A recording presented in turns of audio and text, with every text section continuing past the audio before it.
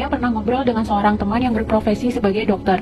Dia bercerita betapa deg-degnya para tenaga medis yang sekarang bekerja di rumah sakit.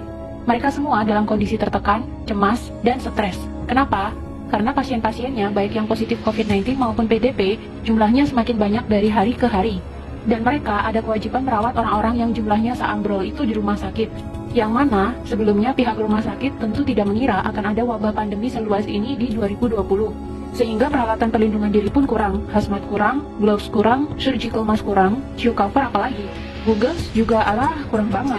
Makanya ada yang cerita, katanya untuk menghemat hazmat yang sekali pakai itu, ada dokter yang memakainya selama 9 jam. Nggak boleh dilepas, karena sekali dilepas, harus dibuang dan diganti dengan yang baru, yang steril. Sedangkan stok sangat terbatas. Jadi dalam 9 jam itu, dokter tidak boleh makan, minum, pipis, dan BAB. Biar APD, terutama hazmat yang sudah dipakai tidak perlu dilepas dan dibuang. Sedangkan dalam sisi lain, mereka harus menahan keringat, panas, lapar, haus, dan menghadapi merawat pasien-pasien yang saya yakini pasien-pasien itu juga dilanda ketakutan dan stres yang sangat signifikan. Pasiennya stres, dokternya sudah kewalahan, ikutan stres juga. Ya akhirnya bulat di situ-situ saja. Pasiennya nggak sembuh-sembuh, dokternya juga lama-lama capek dan ikutan stres. Yang nggak kuat fisiknya akhirnya ikutan tepar. Bagaimana cara membantu hal ini supaya cepetan berakhir? Solusinya jangan sampai sakit. Saya di awal sudah sangat tidak setuju dengan masifnya media-media mainstream yang bolak-balik memberitakan angka penderita COVID-19 setiap saat. Memberitakan jumlah korban meninggal, memberitakan korban meninggal yang jenazahnya ditolak, memberitakan warga dan tenaga medis yang diusir dari kampung atau kompleks akibat COVID-19, dan masih banyak lagi. Apakah ada media yang memberitakan bahwa banyak penyakit-penyakit lain yang sudah biasa kita temui di kehidupan sehari-hari sebenarnya justru lebih mematikan? Coba Anda lihat data berikut ini. Penyakit kanker setiap tahunnya membunuh 8,9 juta jiwa. Berarti dalam setiap bulan ada sekitar 741.600 lebih manusia yang meninggal. COVID-19 sejak jadi pandemi hingga April 27, 2020 membunuh hanya 198.842 jiwa saja. Silakan Anda cek sendiri di situs resmi WHO. Padahal, COVID-19 baru jadi pandemi dimulai sejak Januari 2020. Katakanlah sudah ada 3 bulan sampai sekarang, maka COVID-19 baru membunuh 66.000 orang setiap bulannya. Jumlahnya loh, cuma 8,9% dibandingkan dengan kematian akibat kanker. Dan sekarang sudah diterapkan lockdown di mana-mana yang katanya cara ini efektif menurunkan kurva paparan COVID-19. Walau sebenarnya kalau saya lihat skema lockdown juga curiga sih. Hehe. Karena akibat lockdown ini, masyarakat justru semakin takut dan ekonomi mandek. Kantor dan toko yang buka dipaksa tutup, orang jadi nggak punya penghasilan, karyawan dipotong gajinya, pengusaha banyak yang bangkrut.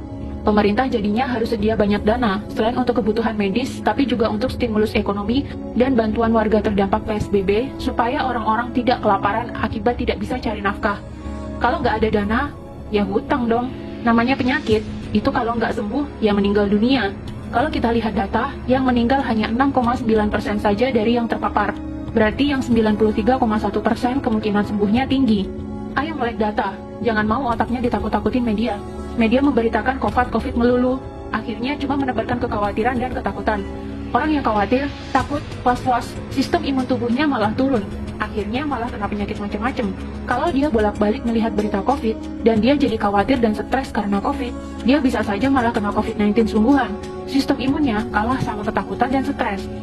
Jadi bagaimana solusinya supaya kita nggak sakit dan nggak merepotkan tim medis? Yang pertama, matikan televisi. Nggak usah nonton televisi kalau beritanya COVID melulu. Masih lebih mending kalian nonton drama Korea, walau sambil nangis-nangis kayak kecipratan bawang merah. Alihkan perhatian kalian ke hiburan-hiburan lain yang lebih menyenangkan. Nonton video-video satisfying di YouTube kek, nonton Panji Petualang kek, atau menghalurian nonton travel vlog di YouTube buat obat piknik kek. Yang kedua, selalu berpikirlah untuk happy. Happy is the key. Harus bahagia. Berkomunikasilah dengan orang-orang yang positif. Tontonlah acara humor, bermainlah dengan kucing kesayangan, bermainlah dengan anak kalian yang masih unyu-unyu, pacaranlah dengan istri, romantis-romantisan sama istri bisa bikin hormon kebahagiaan naik loh. Sistem imun juga ikutan naik. Yang ketiga, berpikirlah bahwa kalian selalu sehat. Jangan izinkan pikiran takut sakit sedetik pun mampir di otak.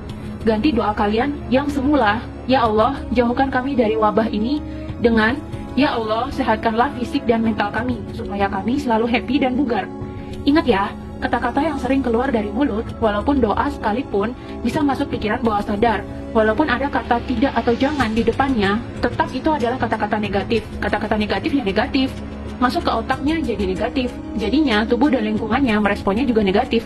Misalkan kalian doa, "Ya Allah, jangan ada virus di rumah saya." Malah virusnya datang beneran. Beda dengan, "Ya Allah, tolong jaga rumah ini tetap bersih, sehat, dan nyaman untuk saya tinggali bareng keluarga." Maka rumah kamu akan jadi demikian. Selalu ucapkan kata-kata positif dan buang kata-kata negatif. Keempat, rutilah olahraga. Olahraga dapat memproduksi hormon kebahagiaan dan memperbaiki metabolisme tubuh. Jiwa yang happy dan metabolisme tubuh yang baik akan menghasilkan imun tubuh yang kuat. Kelima, jaga kebersihan. Sering-sering cuci tangan pakai air dan sabun. Tanpa rasa khawatir. Cuci tangan karena niatnya pengen bersih, bukan karena takut COVID-19. Percuma kamu cuci-cuci bolak-balik sampai pakai sabun dicampur alkohol sekalipun, tapi kalau pemikiranmu isinya takut, dan takut saja, ya resiko tertular COVID-19-nya malah tinggi. Keenam, jaga jarak. Kita mungkin kuat atau kebal, tapi orang lain belum tentu. Mari hargai mereka dengan tidak dekat-dekat dan selalu pakai masker ke mana-mana, terutama jika berhadapan dengan orang lain. Intinya adalah bahagia, happy, sehat, pikiran tenang, dibawa slow aja. Jangan sampai kamu masuk ke rumah sakit. Sekalinya kamu masuk rumah sakit, maka kamu akan bertambah stres, karena di sana isinya juga pasien-pasien yang lebih banyak stresnya ketimbang sakitnya. Nggak usah terlalu perhatiin media. Matiin televisinya kalau beritanya nggak enak melulu. Hiburan masih banyak. Ayo melek data. Jangan mau ditakut-takutin media.